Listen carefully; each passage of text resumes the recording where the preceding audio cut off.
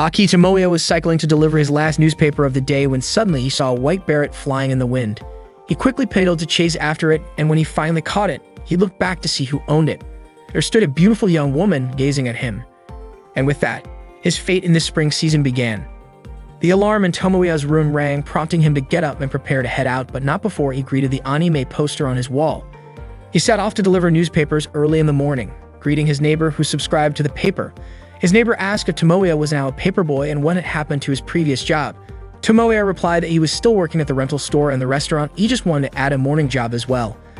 The neighbor praised Tomoya for being so diligent and asked if it was difficult for him to balance work with school. Tomoya admitted he could manage it, especially since he had a big goal he was working toward. Wasting time wasn't an option, so he bid farewell and went on his way. His neighbor wondered what anime Tomoya was currently obsessed with. This morning marked the first day of the new school year at Toyobasaki Private Academy. Sawamura Spencer Ariri was looking at the announcement board of the class lists. All her friends greeted her. This year, Ariri was in Class 2G with Kyo Isumaki and Azusa Satomi, and she was glad to be in the same class as them. Suddenly, she noticed a girl arriving, staring at her even as she passed through the school gate. Tomoya was in Class 2B this year, and he was once again in the same class as Kamibu Yoshihiko. Yoshihiko greeted him, but Tomoya asked him not to bother him because he was busy. Yoshihiko guessed that Tomoya must be compiling info on winter anime or reviewing the light novel released last March. However, it turned out Tomoya had already completed that. He had summarized the anime within 24 hours of the final episode airing, reviewed the novel 3 days after its release, and had even completed the game review. Tomoya's mission was to provide helpful news without spoilers, allowing his readers to enjoy it fully. Yoshihiko called Tomoya a unique kind of blogger and asked what he was working on now. Tomoya explained that he had an important mission, a masterpiece project that would be the beginning of an otaku's life. Just then, Yoshihiko froze, staring out the classroom window and urged Tomoya to look too. Tomoya was annoyed by Yoshihiko's sudden distraction just after he'd answered his question. But Yoshihiko was watching Ariri. She was a half-Japanese, wealthy girl whose father was a British diplomat. What's more, she was the star of the art club, and her artwork had even been accepted for the city art exhibition right after she enrolled here. Tomoya asked why Yoshihiko was so interested in her, and Yoshihiko said Ariri looked even more charming this year. Tomoya asked if Yoshihiko still liked three-dimensional girls, especially when Tomoya himself had already committed to two-dimensional girls.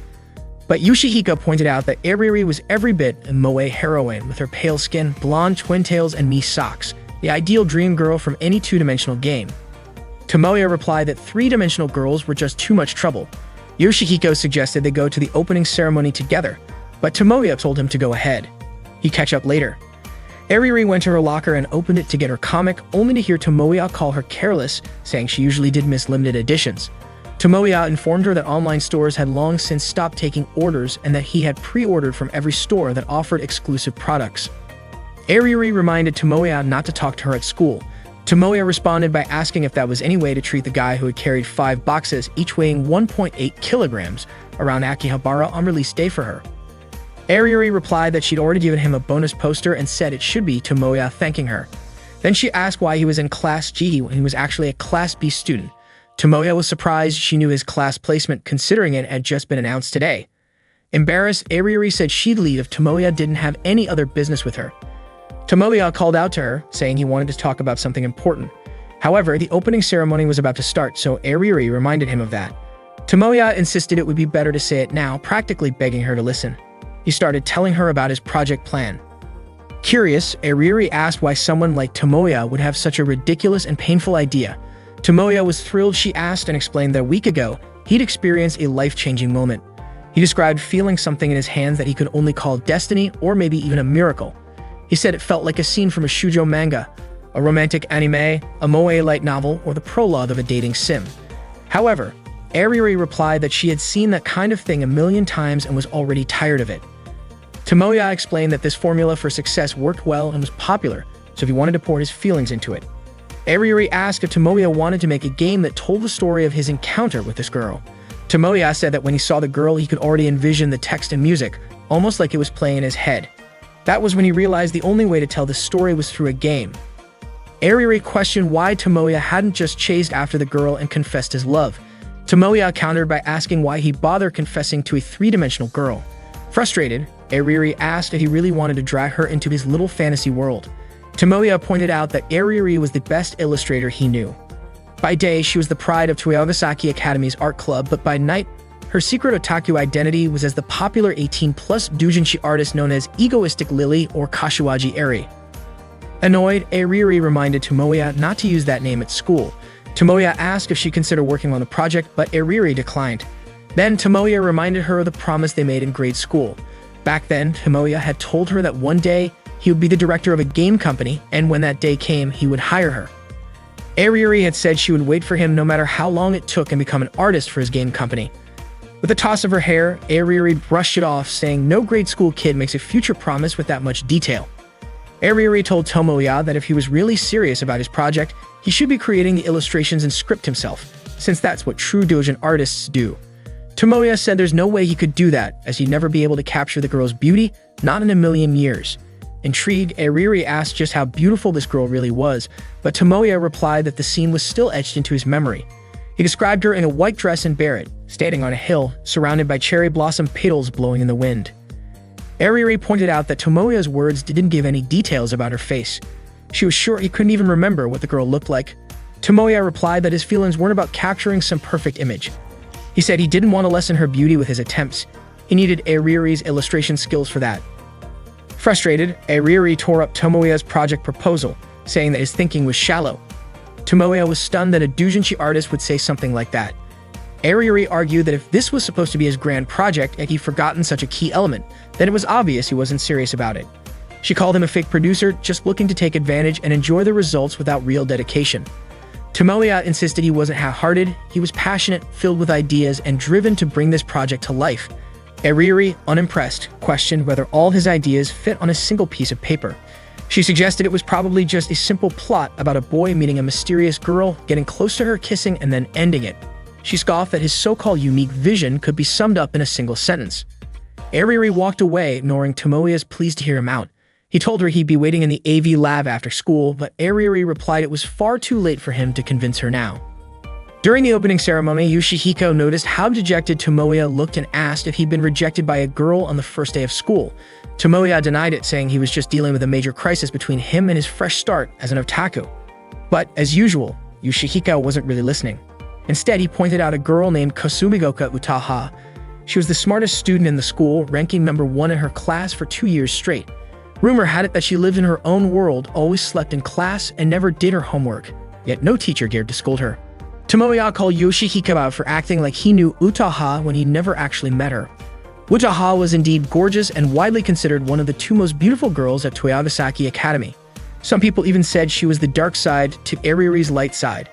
Tomoya warned Yoshihiko that comparing Ariri and Utaha like that could come back to bite him. Still, Yoshihiko pressed on, saying Utaha had long black hair, a great figure, and wore black stockings. She was practically the perfect moe heroine to rival Ariri. But Tomoya insisted Yoshihiko stop judging them purely based on their appearances. Yoshihiko conceded it was odd that neither girl was ever seen hanging out with guys despite all the admiration they got. He figured they either knew how to hide it well, or maybe they actually dislike men.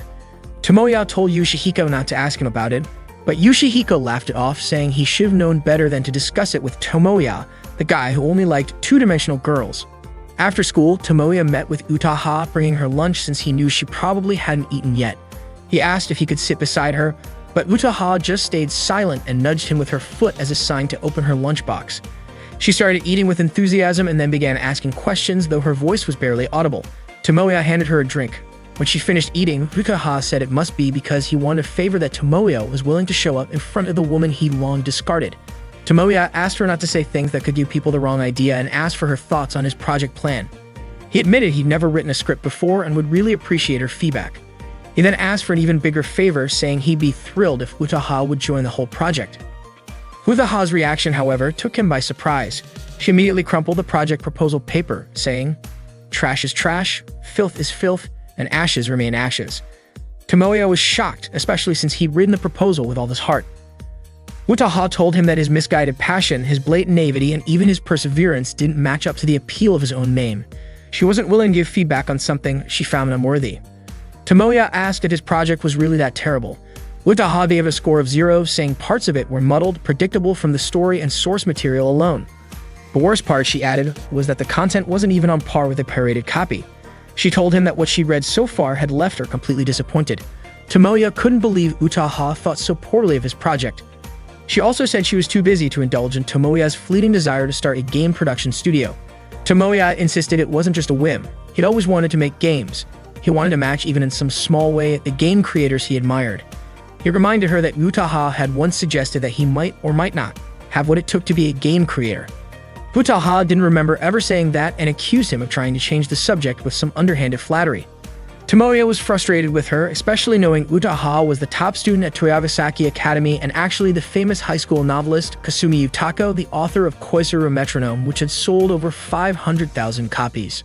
Utaha said that since Tomoya knew who she really was, he should know she was very busy. Tomoya mentioned he knew she recently started a new series and congratulated her on it. She thanked him and started to walk away. Tomoya kept pleading, asking Utaha to meet him in the AV lab after school. Utaha, however, couldn't help but regret that he was only asking for her help now. Tomoya continued working on his project proposal, then headed out to meet Ariuri and Utaha. Suddenly, Kato Megumi called out to him, saying that Ms. Asumi asked him to come to the teacher's room to help carry teaching materials to the AV lab. However, Tomoya replied that he couldn't go right now because he had something important to do and that he would take care of it early tomorrow. Megumi then thanked him for retrieving her white beret that had fallen during spring break. Tomoya didn't remember this immediately, since it had been a few days, but then he realized who she was. Meanwhile, Ariuri was waiting in the AV lab. Hearing a noise inside the room, she said that she came not because she agreed with Tomoya's request, but simply because she'd lose sleep if she didn't settle things. Utaha responded by praising her sense of duty, surprising Ariuri, who didn't realize Utaha was there. Shocked, Ariuri yelled, ran up to her, and asked why she was here. Utaha shot back with the same question, asking why Ariuri was there. Ariuri guessed that Tomoya must have asked Utaha to come as well. Utaha admitted that she felt something was off when Tomoya mentioned wanting to make a game, but she hadn't expected him to ask Ariuri to do the character designs. Not wanting to be outdone, Ariuri shot back that Tomoya had asked a gloomy girl like Utaha to write the script. Utaha smirked, sarcastically wondering if it was wise to trust the illustrations to a delinquent who acted like a perfect young lady on the outside but was rotten on the inside.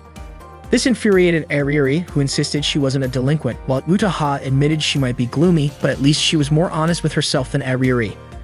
Ariuri warned Utaha to stay away from Tomoya, accusing her of just latching onto him because he reached out. Utaha countered, saying Ariuri had no right to talk since she was doing the same thing. Angered, Ariuri stated that she'd actually come to stop Tomoya because she didn't believe his crazy project would succeed. Utaha casually remarked that if Ariuri felt that way, maybe she shouldn't have come in the first place. Deciding to leave, Ariuri asked if Utaha was planning to stay and entertain Tomoya's wild fantasies. Tomoya interrupted, saying it wasn't Ariuri's concern. Realizing Megumi was the girl he met in the spring, Tomoya went back to her to confirm. Megumi clarified that they were in the same class. Tomoya, still confused, asked if her name was Kanu Megumi, but she corrected him, saying her full name was Kato Megumi. One day in the spring, Tomoya met his destiny. He had long remembered his dream, which was to create a dating sim game that could make people laugh, feel touched, and create a main heroine who could make people's hearts ache. At first, the response from those close to him was cold, but he didn't give up on expressing his dream, and eventually his friends came back to him one by one. He also had a dramatic encounter with that girl, and he started taking the first steps toward realizing his big dream. Ariuri slapped him to snap Tomoya out of his self-deception in the middle of a recap of episode 1. Utaha just watched their debate while working on the project. Tomoya invited Megumi to meet him at a cafe. He told her that he hadn't realized how sweet she was before.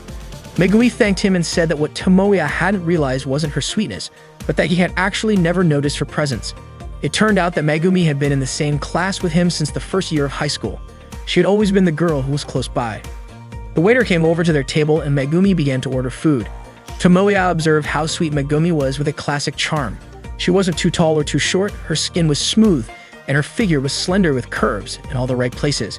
It was clear she was a sweet girl, and Tomoya felt a sense of fate connecting him to her. Megumi thanked Tomoya for treating her, but Tomoya apologized for suddenly inviting her to meet. It was a coincidence that Megumi had no plans that day, so she was able to accept his invitation. Tomoya asked about her hat, and Megumi explained that she had given it to her cousin since he had stopped by and liked it, so she gave it to him as a gift. Tomoya realized that this meeting wasn't just about family obligations. Megumi then asked why Tomoya had asked her that, and Tomoya just thought it was a coincidence. However, Megumi said that if Tomoya noticed her, just like how he noticed him, then it wasn't a coincidence. Tomoya complimented Megumi's good memory, saying she could remember such an insignificant otaku. Megumi told him that even though Tomoya was an otaku, he shouldn't consider himself unimportant. Tomoya believed he had no appeal at all. Megumi then pointed out that Tomoya was one of the 3 popular kids at school. He was known for donating light novels to the library, organizing anime screenings during the school festival, and no one at school didn't know Aki Tomoya.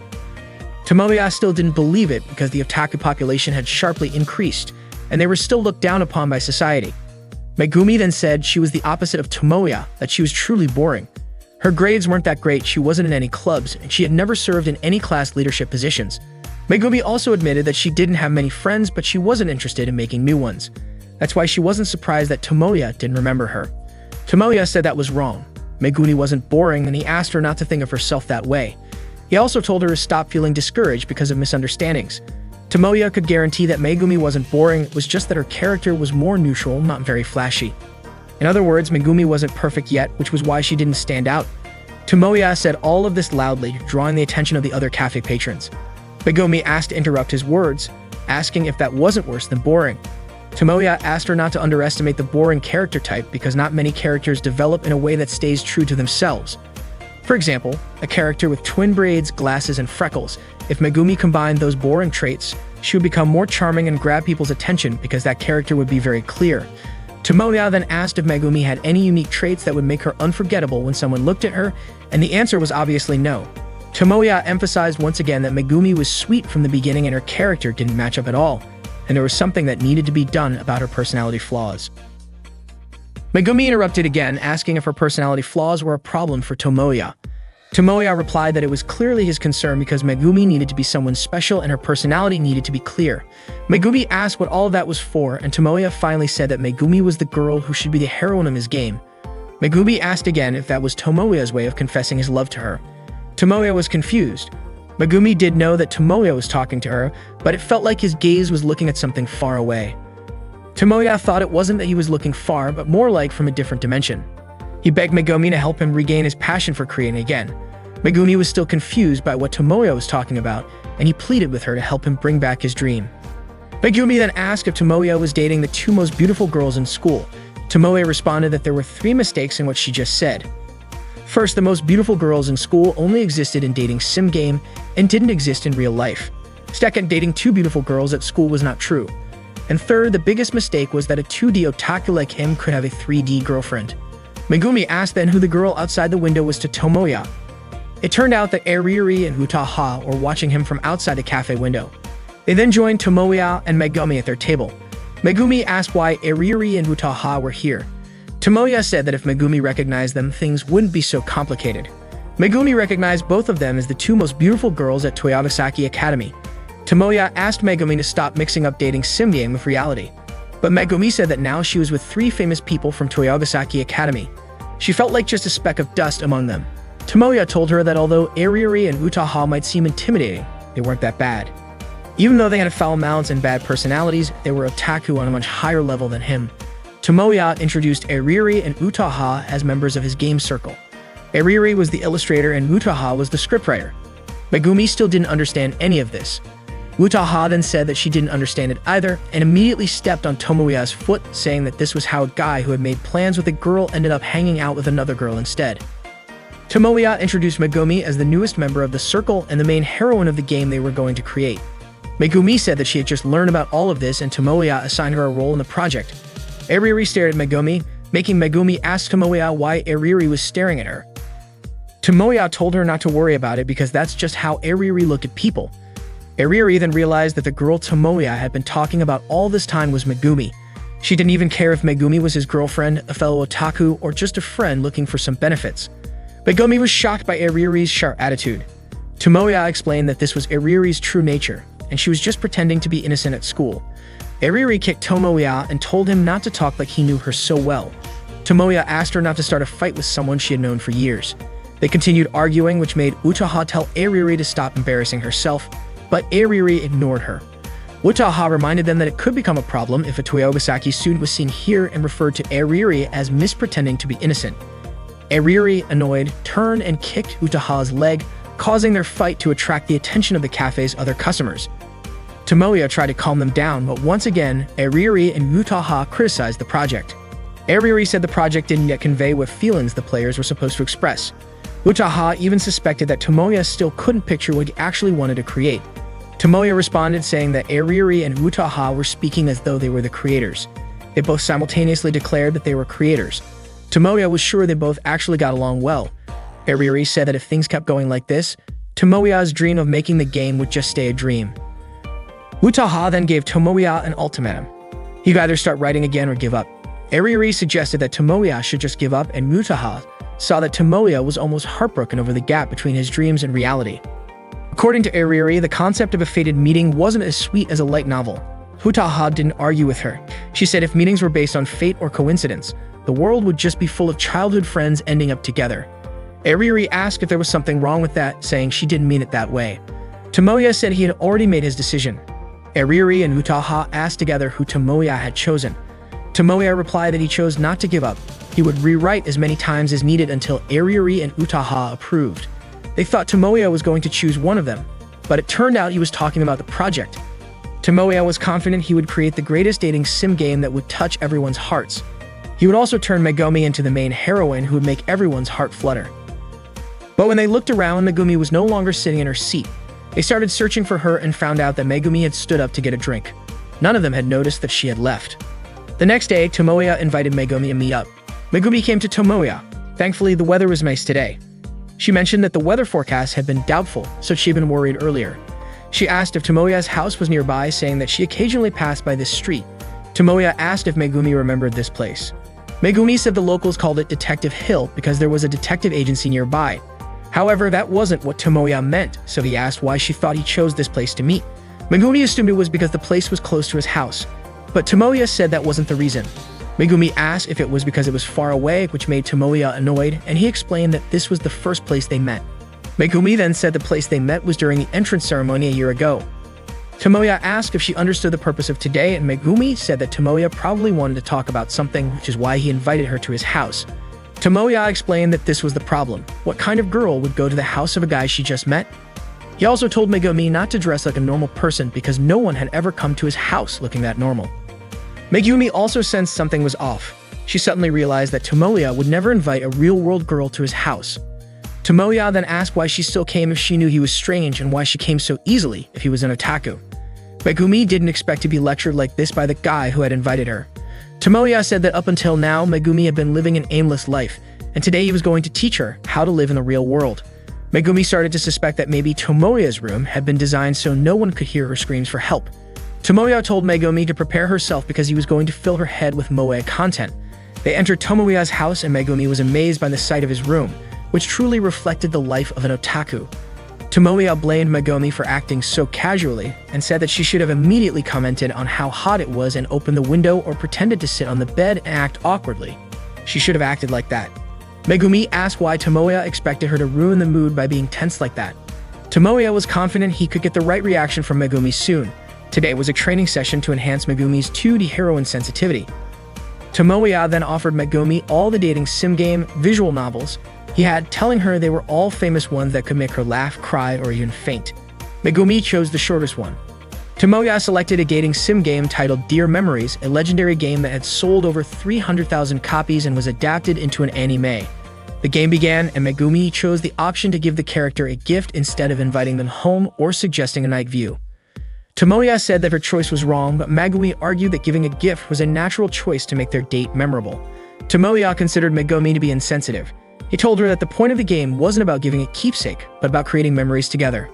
Megumi said that what mattered most was the memory they shared, not the gift itself. Tomoya agreed, mentioning that giving a gift could lead to awkwardness after a breakup. He then told Megumi to take a break while he explained something.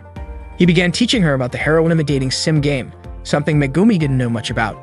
He explained that heroines in dating sim game were representations, not robots that always give the same answers when a player clicks on certain points. They were warm-blooded humans, more captivating than real girls. That's how Megumi should be. Megumi responded, saying that this meant the heroines could change or even break up with the player. Tomoya couldn't even imagine a 2D girl breaking up with him. He couldn't live without her. They finished the game and Tomoya was crying after hearing a particular scene. He asked Megumi if she didn't think that scene was incredibly sad. Megumi said that she should have been moved. Tomoya believed that Megumi finally understood that the dialogue and the inserted songs were truly amazing. But this wasn't the real climax yet. After this, something even more amazing would happen, so she should get ready to be in awe, because to save the main character, the female character was willing to make a sacrifice. Megumi said it was very interesting and that maybe she could enjoy playing it peacefully if no one had spoiled the plot for her. She would have definitely cried. The game ended and Megumi didn't expect the plot to end so unexpectedly. Tomoya was also surprised because Megumi turned out to be someone who enjoyed going on adventures. Tomoya asked her what she thought after finishing the game. Megumi felt mixed emotions but found it enjoyable in the end. The graphics were sweet, the voice actors were dramatic, the music was good, and the story was interesting.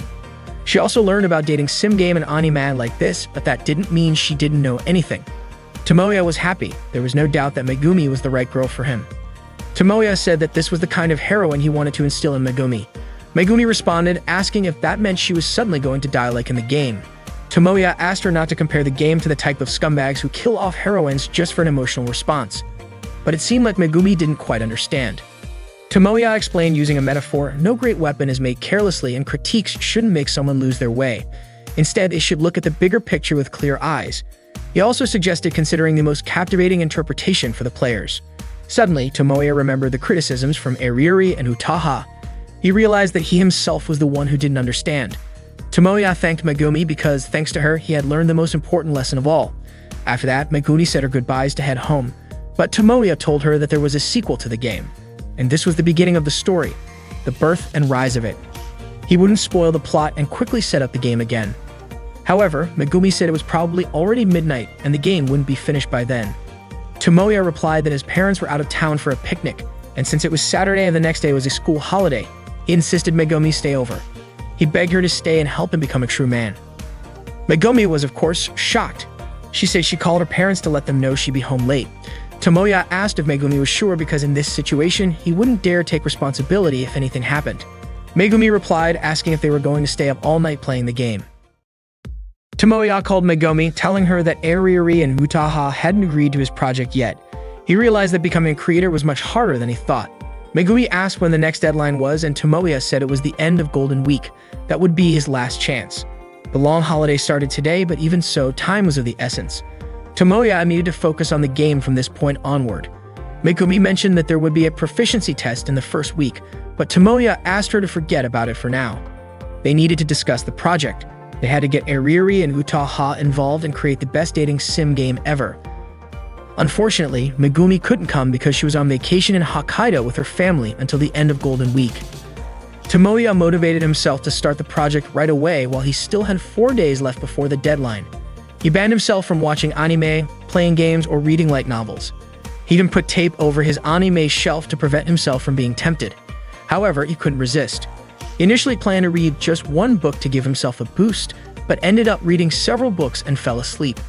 His attempt to stay focused had backfired. He decided to step out for a drink. Suddenly, he heard a voice asking for cola. He went to the fridge and grabbed 2 drinks, only to realize someone was in his room. He quickly went back to his room with the drinks, shocked to see Eriri there. Eriri told him to put the drinks down in a safe spot because she was afraid of spilling them on her sketch. Tomoya felt his schedule was ruined because Eriri had just barged into his room. Eriri had rung the bell earlier but got no response. It had been a few years since Eriri last visited, as they hadn't spoken to each other in years. Tomoya asked why she had come, and it turned out she wanted to work on her drawing for an event this weekend. Tomoya yelled, warning her not to visit a guy's house to work on inappropriate drawings. But what could she do? She had a deadline this month and couldn't draw at home because her father was hosting a garden party with many guests. Eriri couldn't just lock herself in her room, especially since even the foreign minister was at the party. Tomoya asked if her appearance at home was meant to seem disconnected from the girl he knew. They both went back to their work. Eriri then asked about the progress on Tomoya's project. Tomoya said he still had 3 days left and plenty of time to work on it. Eriri concluded that there hadn't been any progress, because when a creator starts using the number of days left as an excuse, it's clear they're behind schedule. This hit Tomoya hard and made him feel even more down. Eriri told him to just give up, saying that creating a game was too difficult for him. Tomoya replied that they still didn't know the outcome, especially since they had made many things together in the past that turned out bad. They used to make ugly drawings, bad stories, and happily shared them with each other. But Eriri said she didn't remember them ever doing that. Now she was part of a famous circle, and whatever Eriri could do, Tomoya could do as well. Tomoya would do what he loved, and one day he would become a creator more popular than Iriri. Iriri said that if Tomoya could do that, he wouldn't need to worry about her. Hearing that, Tomoya thought that Iriri had come here to cheer him up. Iriri yelled in frustration and told Tomoya not to think weird things about her. Tomoya called Iriri an ultimate sundeer, but Iriri replied that she wasn't being sundeer anymore, she just didn't care about him at all. Suddenly, the doorbell rang and Iriri got upset because someone had arrived just when she and Tomoya were talking about something important. Iriri immediately jumped onto the bed to look out the window, and she was shocked to see who had come to Tomoya's house. It was Utaha. She mentioned that Tomoya's room was tittier than she had imagined, even though it was clearly the room of an otaku. Tomoya quickly cleaned up the drinking glass and Iriri's pencil, and he asked Utaha why she had come over since it was the first time she had visited his house. Even though it was Utaha's first time coming here, she didn't feel nervous at all. In fact, she had been looking forward to spending time alone with Tomoya today. Utaha cornered Tomoya against the wall and said that he couldn't run away from her anymore. Tomoya's house was indeed known for treating guests like royalty, but Utaha's touch made him nervous, and he yelled that he would make sure she got home safely. Utaha was actually just joking. She had brought cake and said she only came to visit the frontline soldier and ask how the battle was going. Tomoya said that he hadn't even started yet. Utaha had been hoping for more than that. Tomoya admitted that he had learned from his past failures and that approach wouldn't work on people who worked in the same field. Utaha grabbed Tomoya's hand and told him not to push himself too hard with this. If he gave up now, his old life as a livestock pig would be waiting for him, and she was sure that kind of life would be tough for Tomoya. Tomoya said that hearing himself being directly called a livestock pig made his feelings a little mixed. Utaha said that the life of a creator may seem glamorous, but it wasn't as beautiful as it looked. Deadlines could make people go crazy, the competition was tough, and no one knew when their talent would disappear. Tomoya didn't want to hear excuses from a newcomer whose name was just rising. Utaha also mentioned that the worst part was dealing with the haters. When getting good reviews, they'd mock it as a marketing tactic. If the book sales were bad, they'd laugh about it, and when offering reasons, they'd refuse to take any responsibility. Utaha got emotional just thinking about the haters. If she could, she wanted to gather them all up and deal with them all at once. Tomoya tried to calm Utaha down. She said that's why Tomoya should keep subscribing to her books as usual. Tomoya remembered Utaha's words that she still couldn't imagine the game he was going to create. Those words really touched his heart and made him realize that he still didn't know much. That's when he figured out what he wanted to make and whether he could find a solution to get Utaha to agree to it. Tomoya begged Utaha to give him some time because he would work hard to make a project proposal that she would approve of. Utaha couldn't stop him because he was so determined, so she told him to do whatever he wanted. However, as a trade-off, she wouldn't extend the deadline. She would wait for him until the end of the vacation. Tomoya promised to keep fighting to create the project until Utaha would beg him to join in. One last piece of advice from Utaha was that if Tomoya was serious about creating a circle and making a game together, he should include all the members in it. Otherwise, the quality of the product wouldn't be good no matter how hard he tried, and Tomoya wouldn't be able to stay motivated. So for now, all the members should do their best. Utaha also mentioned that Tomoya should have hidden Iriri's bike. Tomoya just realized that Iriri's bike was in his yard. Iriri came out from the closet and yelled in frustration, calling Utaha's name. Tomoya told her that if she wanted to curse him, she shouldn't hide it. Iriri responded saying there was no way she could come out while Utaha was in the room. However, Utaha seemed to know everything, even without Iriri appearing. Iriri immediately decided to go home. Tomoya called Megumi and asked how she was feeling, if she was happy. Megumi asked about the deadline for the project, but Tomoya told her not to worry about it and just enjoy her vacation. He was confident he could handle it. Before ending the call, Megumi asked what exactly made Tomoya interested in her, whether it was the times they spent together or something about her that he liked or didn't like. Tomoya responded by asking if Megumi was seriously ill and didn't want to continue living. Megumi's question wasn't as serious as Tomoya thought. He started thinking about all the moments with Megumi, which actually felt enjoyable, and he realized there was one thing he might want to change. He hoped Megumi could grow more. Megumi then asked if Tomoya wanted her to become a harsher person. Tomoya clarified that he didn't mean that. Iriri and Utaha were the harsh ones in his life. Megumi then wondered why Iriri and Utaha were so different, and said she would think about it herself before hanging up the phone. Tomoya began thinking about creating a proposal, but once again, he ended up reading a book, browsing a light novel blog, and eventually falling asleep. Once again, he had wasted time. That night, he realized an entire day had passed without him accomplishing anything. He quickly started packing up all his anime books, tapes, and games from his shelf. He still had 2 days left, but it felt like today had been wasted as well. His mind started to feel like it had hit a dead end. He felt like he had no talent at all. He then went to the place where he had met Megumi, only to find that it was just an ordinary hill. He had come here hoping for some inspiration or an idea to come to him, but even now, he couldn't see anything. No cherry blossoms in the air, no heroine in a one-piece dress standing at the top of the hill. Tomoya started wondering if maybe his dream was coming to an end. His dream had started here, but could it really end here? Suddenly, Megumi threw her hat in front of Tomoya, and cherry blossoms started blowing through the air. She said it had been a long time since they last met. Tomoya called out Megumi's name, and Megumi remarked that it was unlike him to recognize her. Megumi walked toward him and picked up her hat. Tomoya asked what she was actually doing. Megumi put the hat on and called Tomoya by his real name.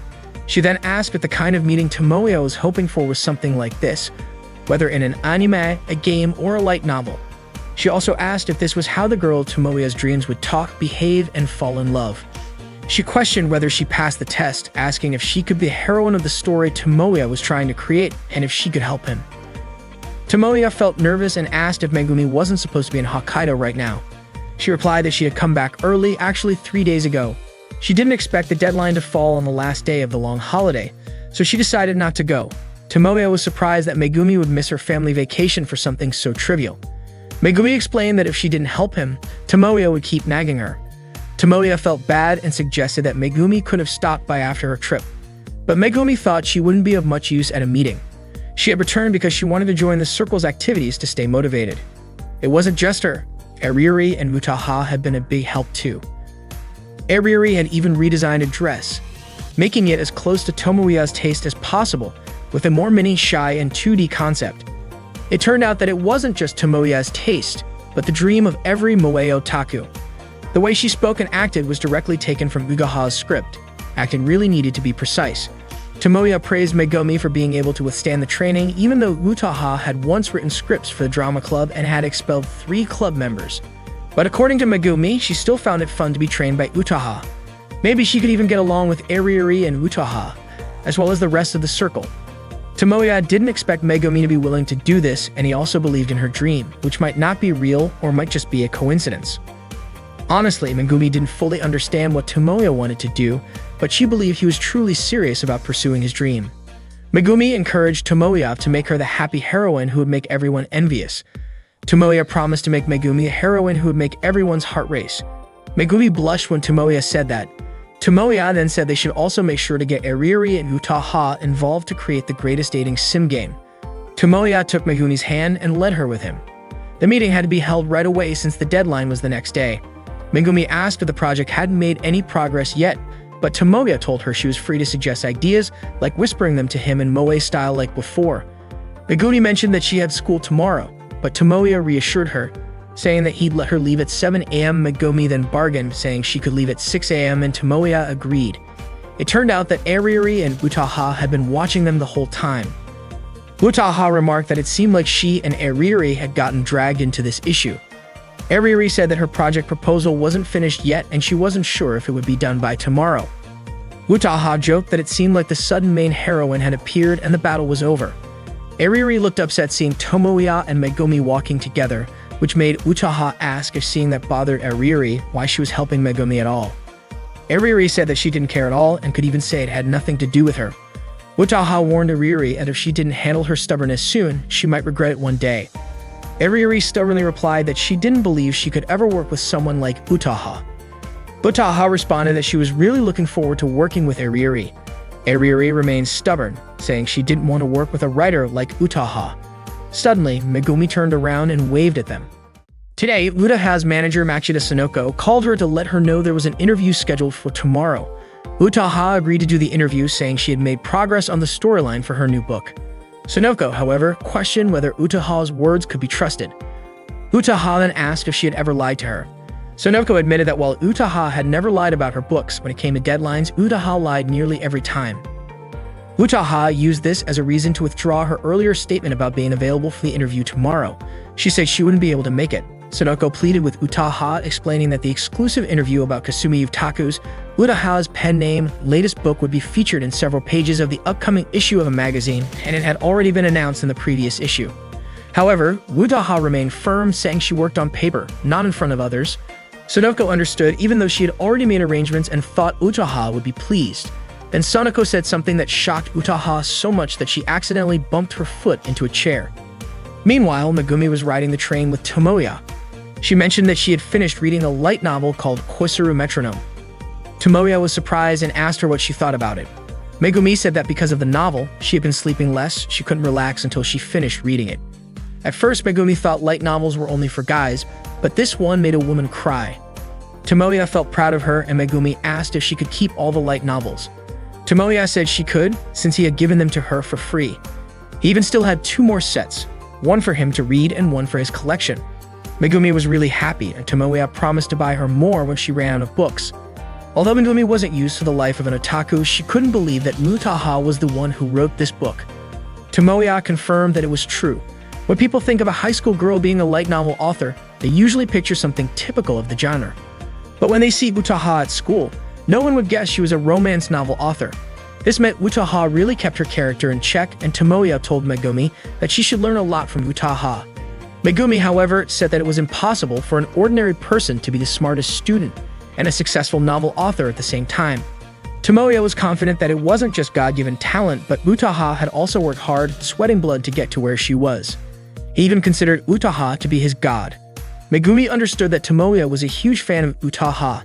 He couldn't wait for her next book, and this time, he hoped there would be an anime adaptation. Megumi was also curious about the plot, wondering if it would have a love story similar to Koisaru Metronome. Tomoya said he would ask Utaha about it, but Megumi doubted Utaha would reveal something so important, since talking about it might be considered unprofessional. Tomoya fell silent upon hearing Megumi's words. Megumi then asked why Tomoya's reaction seemed like it triggered some past trauma. Tomoya assured her that he hadn't been hurt in any way and asked Megumi not to misunderstand. Megumi didn't want to go any further into the topic. Tomoya said that today would be the day he could ask Utaha everything he wanted. Today, Tomoya was about to interview Utaha, but Utaha asked him what all this was about. It turned out that a week ago, Tomoya had received an email from Utaha's assistant editor offering a job. Sonoko explained that since Utaha was shy around strangers, reluctant to work with others, and quick to get emotional, a typical news writer wouldn't be able to interview her. That's why Sonoko thought Utaha might be more willing to do it with someone she knew. Utaha said she just wanted to go home and sleep. Tomoya immediately stopped her, begging her to agree to the interview. Utaha repeated that she was shy, hard to work with, and easily irritated. Tomoya agreed with her and let her start walking away. But then he quickly apologized, admitting that he had mixed politeness with his personal opinions. Tomoya had guessed Utaha wouldn't want to do it, but when he found out it was an opportunity to learn more about Utaha's new book before anyone else, he couldn't turn it down. Sonoko suggested that Utaha just accept it, pointing out that it was just a small request from a writer who had already sold 500,000 copies of her book. Utaha was shocked that Sonoko, as a grown woman, would tarnish the workplace by bringing an amateur into it like that. Eventually, Utaha agreed to do the interview with Tomoya. He began the interview, which would be featured in Undead magazine. Regarding her new book series, Tomoya asked if this new series would be similar to Koisaru Metronome, which was set in Wago City. Utaha confirmed that she had intentionally made it similar. Tomoya then asked if that meant the new book was connected to the previous one in some way, like if it would take place at the same school or feature the same characters. Utaha started to feel sleepy and only answered with one word, possibly. Tomoya reminded her not to fall asleep after just 30 seconds of the interview. Utaha couldn't hold back her sleepiness because she had stayed up late working on the plot for her new series. However, Sonoko pointed out that she was the one worried because Utaha hadn't made any progress despite staying up all night and hadn't even written a single draft. Utaha then fell into a deep sleep. The table was now covered with various energy drinks to keep Utaha from falling asleep again. Tomoya continued with his questions. He mentioned that the continuation of Utaha's book Koisaru Metronome was highly anticipated, but it seemed like Utaha was under pressure because of the high expectations. Utaha simply said one word, no. Tomoya clarified, asking if she meant that no matter how much her life changed, it wouldn't affect her work, and she would continue to give her best. Utaha said that honestly, she wasn't sure her new series would sell as well as her previous one, purely because of her own abilities. Tomoya asked if it was because of the support from her readers that made Koizuru Metronome a hit and hoped that everyone would like her new series. Utaha remained indifferent in her response. Tomoya then praised Utaha for her outstanding involvement, saying it was the key to her success. However, Utaha responded that it was because of Tomoya that Koizuru Metronome sold so well. Tomoya insisted that his actions didn't have much of an impact. Sonoko, however, pointed out that Utaha's statement was half true because there had been a significant boost in sales after the book was featured on Tomoya's site. They had originally planned to summarize the book in volumes 2 or 3, and it had never even been posted, let alone reprinted. Honestly, the book wouldn't have appeared at all if it weren't for the hardcore fans of Fantastic Bunko. Tomoya quickly asked them not to reveal such details, adding that the publisher was at fault for not doing their job properly. Utaha agreed, especially since Fushikoa Shoten was indifferent to newcomers. Sonoko confirmed this, saying their sales department was completely unenthusiastic. Tomoya was feeling confused about what he would write for the interview results. He was also getting exhausted from conducting it and suggested speeding things up. Utaha, noticing how long they had been there, remarked that the interview didn't seem to have much substance. Tomoya explained that it was because the interview was difficult to work with. Utaha, on the other hand, blamed Tomoya for trying to understand her unpleasant comments. Tomoya then suggested wrapping up the interview with one clear answer. He asked Utaha to tell the readers what she hoped for in order to finish the next series. Utaha became more serious and said that she had recently brought her best work, Koizuru Metronome, to a happy ending. As a woman, she had no personal connection to it, but she was lucky to have the chance to try something new, thanks to the support of readers who had backed a book written by a complete beginner. To repay her readers, she would do her best in her next project, and even more so, she really hoped for continued support from them. Utaha then asked Tomoya for his opinion on her answer. Tomoya praised her, saying that her gratitude was reflected in her books. He said that was the Utaha he knew. Utaha reminded him to write projects in the plural form for future work, as it meant she got 2 projects to handle. Tomoya was surprised to hear that Utaha would be joining his project. She mentioned that she would be joining Tomoya's circle next week and told him to get ready because she didn't want anyone slacking off. Utaha also expressed some concern about whether Eriri would join. Tomoya thanked her and Utaha added that he should be ready to work with her. Tomoya grabbed Utaha's hand and said that in his life, he would never do anything to ruin her. Sonoko suddenly woke up and called them both to start a meeting to discuss work priorities. Tomoya was startled and asked since when Sonoko had woken up and started paying attention to them, especially since it was already late at night. Sonoko replied that they were used to working late. Tomoya then realized how tough life in publishing could be. Meanwhile, Eriri was standing in front of the AV lab. She said to herself that she had already decided whether she would join or not, but she knew Tomoya couldn't do it alone and thought maybe she could lend him a little help. Suddenly, Utaha spoke up. Eriri was surprised to see Utaha there as well. Tomoya told her she was late, even though they had already started earlier. Eriri shouted, asking how Utaha had arrived before her. Utaha calmly replied that everyone had been told to gather there at 2:30 p.m., and it was Eriri who was late. Utaha then added that she had been personally convinced by Tomoya to come, so she had no choice but to join. Eriri got upset because she hadn't been convinced in the same way, and Tomoya quickly told Utaha not to say things that could cause misunderstandings. Utaha then called Eriri someone who could never be satisfied unless she won, saying she would be a terrible girlfriend and was the type of person who would lose everything because she couldn't control her emotions. Eriri blew up and Tomoya stepped in, taking responsibility for the whole situation. He then started explaining the schedule for the dating sim game project, mentioning that he planned to finish the game by December and have it ready for a winter comic book debut, meaning their legend would begin with the new year.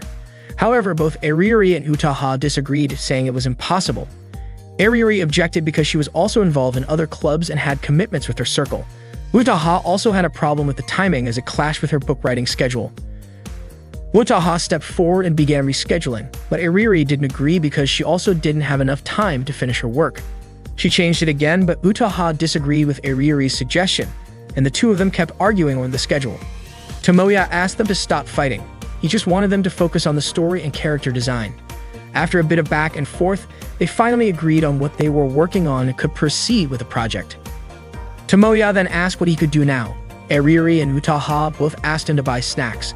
Tomoya reminded them that he was the president, producer, and director of the circle. However, Eriri insisted that Tomoya should focus on designing the characters, and Utaha also suggested that he focus on the plot, script, and everything else. In the end, Tomoya gave in and went to buy the snacks. Suddenly, Utaha remembered something important. The key to the project's success was raising funds for expenses like DVD production, packaging, manuals, printing costs, and more. The estimated total could range from 100,000 yen to 1 million yen. Tomoya was shocked to hear that because no high school student had that kind of money. However, Ariri argued, explaining the details of the costs at Comiket, starting from book sales, printing fees, and profits. Similarly, Mutaha explained the breakdown of her first book sales, printing costs, and royalties she earned. The amount was considerable, and Tomoya asked if they had already filed a tax return. Seeing that Tomoya seemed overwhelmed by the budget, Mutaha offered to lend him the money, but not for free, and assured him it wouldn't come with high interest. Mutaha only asked for a small favor in return. Tomoya moved closer and Mutaha was about to whisper something, but Ariri quickly separated their heads, which had been close together. She was upset and hit Tomoya. Mutaha said that financial issues couldn't be avoided, and someone had to know how to handle them. Ariri yelled at Mutaha to stop pretending, saying that wasn't the issue she had with her. The two of them started arguing again over this, and Tomoya intervened. He wondered why fighting seemed to be a regular thing in their circle. He told them he would do something about the money issue, but in return, Ariri had to be serious about drawing moe characters, and Mutaha had to write a script that could make people cry. They agreed to their respective tasks. Suddenly, Megumi asked what she was supposed to do. That was when the three of them realized that Megumi was also in the room. The next day, Tomoya woke up early. He was working hard to meet his goal of raising 1 million yen, and he was confident he could exceed it by creating a dating sim game with the help of all the circle members. Tomoya started his day delivering newspapers, then worked as a laborer carrying heavy items.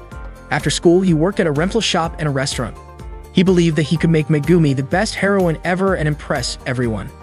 While Tomoya was working at the restaurant, he was surprised to see Megumi walk in with a guy to have dinner at the place where he worked. Megumi was just as surprised to learn that Tomoya worked part-time there. Tomoya asked about the guy, calling out Megumi for being heartless toward him. At school, Megumi explained that the guy was her cousin. The day before, her whole family had visited, but the parents went out to do something, so instead of waiting around, she went out to dinner with her cousin. Megumi had no idea that Tomoya worked at that restaurant, even though Tomoya had visited it once a month. Tomoya was still upset. He had told Megumi that she needed to stand out more, but he didn't mean in a bad way like that time. He asked if she understood her current position. Megumi realized that she was just a second-year high school student with no noticeable presence dragged into an otaku circle at school. Tomoya said that was the old Megumi before she changed. The real Megumi was the heroine with pure beauty, the kind that could make people's hearts flutter. Megumi didn't know how to respond.